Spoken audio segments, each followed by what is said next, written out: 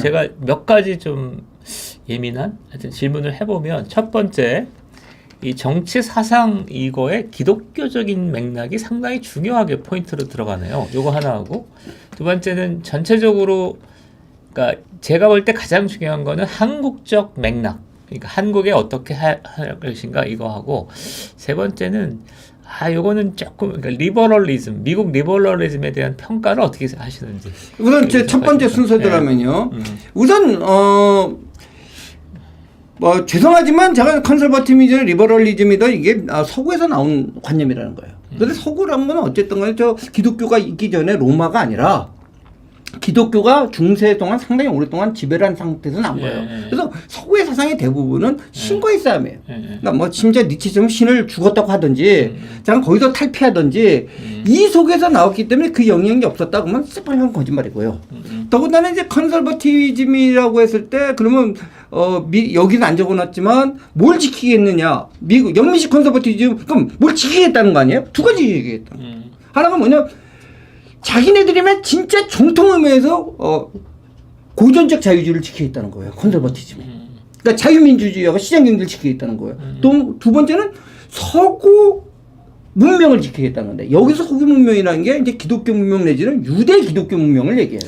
그 유대 기독교와 함께 제가 볼 때 선생님 얘기 쭉 들으면서 그 칼비니즘과 스코틀랜드 계몽주의가 중요한 역할을.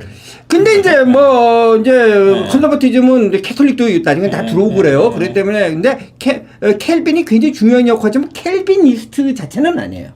켈빈이 중요한 역할을 했고 그렇기 때문에 요한 웨슬리라고 하는 저 감리교를 만든 사람인데 웨슬리. 그 사람이 없었으면 또한 영국의 컨서버티즘은 거의 존재하지 않아요. 근데 이제 아까만 개인의 발견이라든지 그 모멘트에서 켈빈이 정확한 켈빈보다는요, 켈빈의 제자인 베자라고 하는 사람과 그 사람 같이 영향을 받던 존 녹스라고 하는 사람이 이제 굉장히 영향을 줬다. 그래서 켈빈 그 자체가 컨서버티즘은 아니에요. 제가 잠깐만, 그러니까 존 녹스 장로회 그리고 이것이 한국으로 들어오는 일련의 과정에 대해서 따로 강의를 들은 적이 있는데 그거는 다음에 한번 소개를 하면 좋겠어요. 네네네. 자, 그러면 첫 번째 기독교적 전통을 얘기했고 두 번째 한국적 맥락은 두 가지. 그러니까 이제 바로 이거예요. 이제 한국에서 힘든 게 뭐냐면 한국에서 이제 한국은 원래 조선에서 유교 성리학 전통이 있죠. 그래서 이제 조선이 망하면서 이거 자체만 얘기도 어마어마한 얘기를 했는데 이때 이제 조선이 망했다고 했을 때 성리학을 수호할 거냐고 한 것이 위정척서로 나타났고요. 또 하나는 두 번째는 뭐냐면은 이제 급진개혁파라지만 사실 이게 해석하기 친일개혁파거든요. 그리고 요것도 묘하지만 김옥균이라든지 사실은 이제 불교 내지는 이러한 세계관에 있었던 분들이 일본과 영향을 받으면서 당시에 부산의 탁정식이라고 하죠. 이름 탁석산 아닌가? 탁정식으로 얘기하는데 혹시 그것도 준비 안 하고 나와갖고 사람 이름들이 참 지난번에도 그 박진순도 실수하지만 이런 분들에서 일본으로 일본식 개화파들이 생기고 이게 이제 친일파라고 할 수가 있고요. 그래서 뭐 또 제가 뭐 불교가 친일파다 이렇게 욕하는 게 아니라 뭐 그냥 일본식으로 근대화 국가를 만들어보려는 거예요. 또 하나 이제 흐름이 뭐냐면 서재필, 이상재, 이승만으로 이어진 사람들이 독립유폐를 만들고 만민공동회를 만들죠. 이 사람들이 보면은 미국식 민주주의를 받아들이려고 했고 그 바탕에서 겉으로 형식만 하나 내면적으로 기독교를 받아들입니다. 그리고 이들이 받아들인 기독교는 대부분의 경우 장로교 아니면 감리교. 즉 미국식 영국에서 왔지만 결국 미국화된 장로교와 감리교를 받아들이면서 그래서 우리나라에서 제일 개신교 중에 주력이 이 둘 쪽이 되죠. 뭐 침례교도 있고 그렇지만 약간 소수파 아닙니까? 제가 소수파가 틀렸다는 게 아니라 숫자가 적다는 의미로 이러면서 이제 나오는데 여기서 문제가 뭐냐면 바로 인간관 그런 걸 다르게보는 거죠. 성리학적인 인간관은 뭡니까? 굉장히 인간이 돌을 싸서 분자가 될 수 있다는 생각을 가져요. 도덕적. 네, 도덕. 윤리적. 그런데 이쪽은 그게 뭐냐 인간은 죄인이고 그래서 인간은 뭐 이렇게 할 수 없고 따라서 인간은 법치를 해야 된다는 거고 근데 법은 또 동양에서는 법가에서 법이 인간이 만드는 건데 이쪽은 법은 게 아니라 자연법이라든지 건 원래 하나님으로부터 주어진 거고 오랜 전통에서 자연법으로 왔다는 그런 생각 그런 것이 내면에서 일컬어집니다. 이게 민중적으로 깊게 전파됐느냐 여부에 관계없이 그래서 초기에 그쪽 계열의 선각자들이 뭐 날라리든 진실하든 대충 기독교 계열로 간 건가? 이게 닭이 면전이야 달걀이 먼저였지만 굉장히 연관이 있다 사상적으로. 그리고 또 하나는 굉장히 민주운동적인 전통을 강조하는 그룹들이 동학을 강조하게 되죠.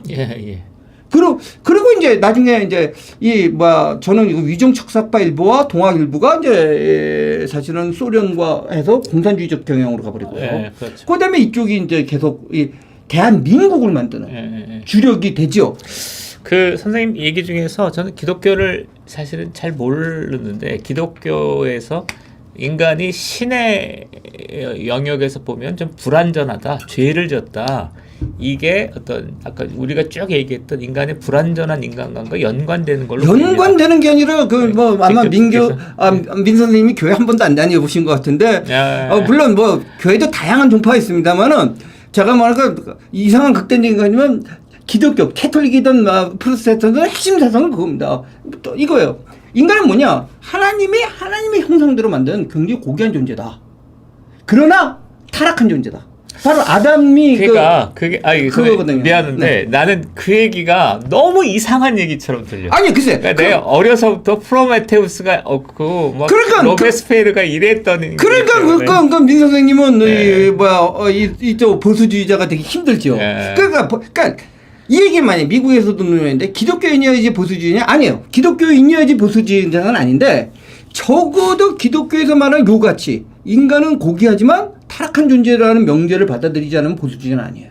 그리고 그 명제가 미국이라는 영국에서 쉬었던 게 뭐냐면 보수주의가 되기 전에 기독교의 영향을 받아서 굉장히 내면화된 사고란 말이에요. 그러니까 전체가 그렇지 않은지 몰라도 사회 상당한 부분이. 근데 우린 내면에 그런 흐름이 좀 없던 사회예요.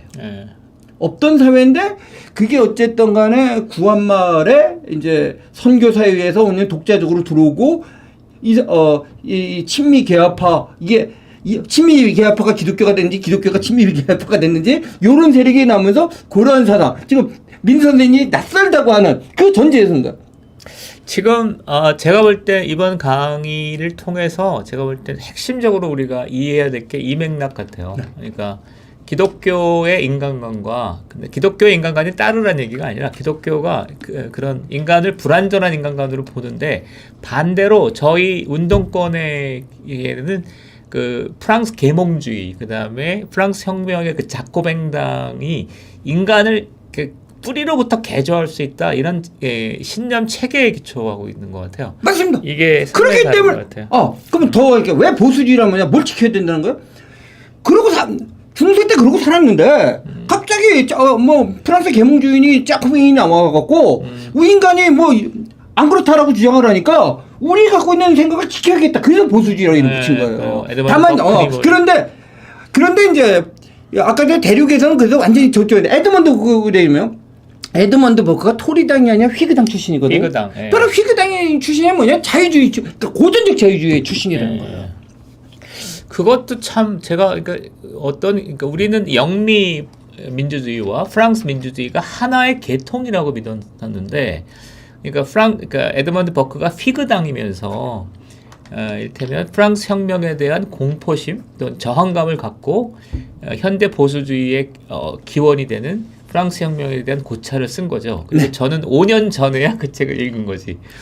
그랬던 전통이 있습니다. 그러니까 제가 볼 때는 이 맥락을 잘 이해하시는 게 중요할 것 같고, 자, 두 가지 더 한국적 맥락하고 이건 뭐 작은 거일 수 있는데, 그러니까 미국 리버럴리즘에 대한 평가를.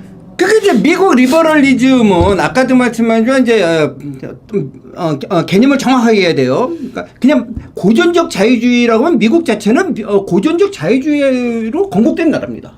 그러니까 존 로크라고 하는 스코틀랜드 엔라이트먼트의 영향을 받은 존 로크라고 하는 사상을 바탕으로 해서 미국이 건국이 됐어요.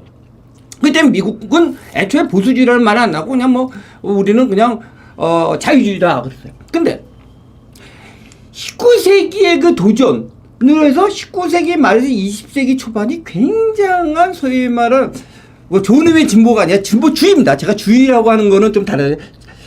사상이 만연이 되면서 이 리버럴 데모크라시에서 일부가 우리는 그래 그 순수 고전적 자유주의는 틀렸어. 그래서 우리는 진보적 자유주의를 할게. 그러면서 막시즘이 얘기한 얘기를 수용하면서 흘러갑니다.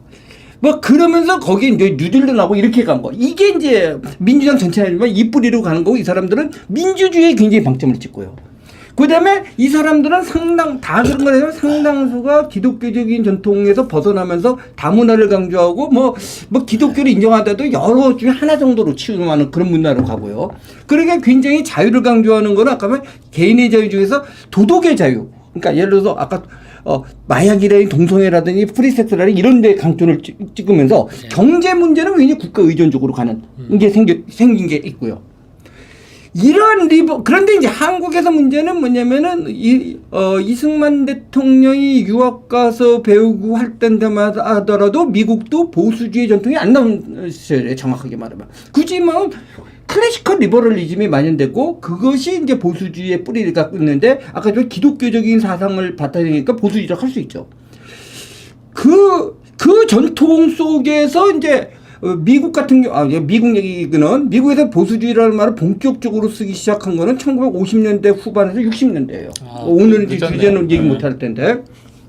왜냐면 그냥 그렇게 살아왔는데 보수주의는 뭔가 도전을 하니까 생기는 거거든요. 영국에서 아까 저 프랑스 혁명이 나서 도전한 것처럼 미국에서는 사실 프랭클린 루즈벨트와 뉴딜이 시작되면서 여기에 불만을 느낀 사람들이 결집하면서 보수주의라는 사회 운동이 시작됩니다. 그 얘기는 또 다음 오늘 얘기하기는 힘들고요. 그렇기 때문에 이제 우리나라가 굉장히 혼란스러웠던 겁니다. 자유주의 그러니까 뭐 이승만 대통령이나 50년대 이 공산주의에 반대하는 말로 쓴 의미가 있고.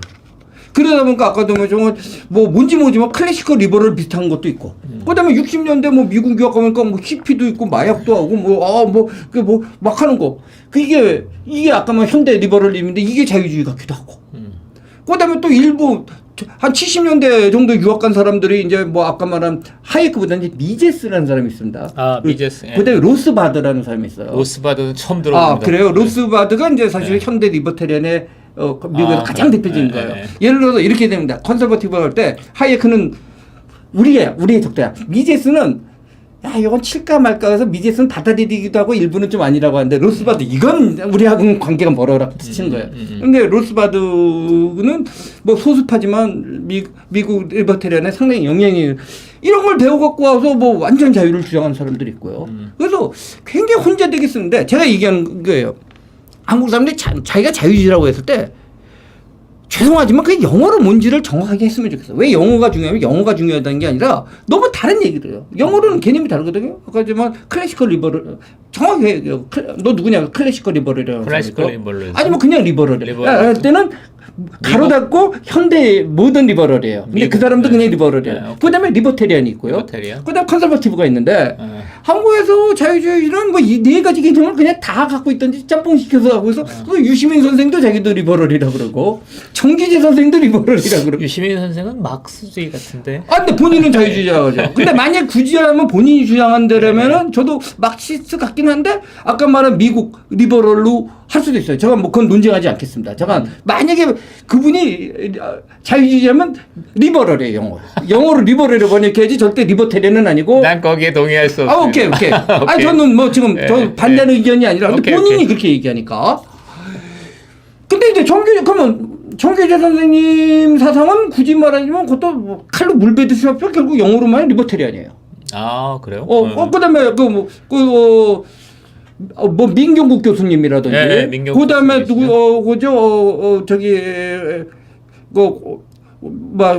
과기대 교수님인가 그 유명한 분 있죠 갑자기 이병태가 그런 사람이 그런 분이 리버테리안이에요. 영어로 얘기할 때 리버테리안이지 영어로 리버럴 그러면요 미국 사람들이 이해 못해요. 아까 좀 미국에서 리버럴 그러면 뭐 유시민 선생 말고 누구를 예를 들까 굳이 말하면 이건 그분한테 사상을 붙여주면 뭐지만 김어준 선생 정도가 리버럴이 아닐까. 김어준 선생? 김어준 선생. 미국 리버럴? 미국 리버럴. 그게 이제 리버럴이고. 아니, 나도 그거 동의할 수 없습니다. 아니, 지금. 악당 파퓰리스트입니다. 죄송합니다. 그러니까, 지금 논쟁하는 게 굳이 설명하자면 그거예요. 예, 알겠습니다. 그리고 리버테리안이 누구냐? 이병태, 마통안에 민경국 이런 분들이 이제 리버테리안이고. 그다음에 이제 예를 들어서 뭐 근데 이제 한국에 또 컨설버티브가 있냐? 굉장히 문제가 그거예요.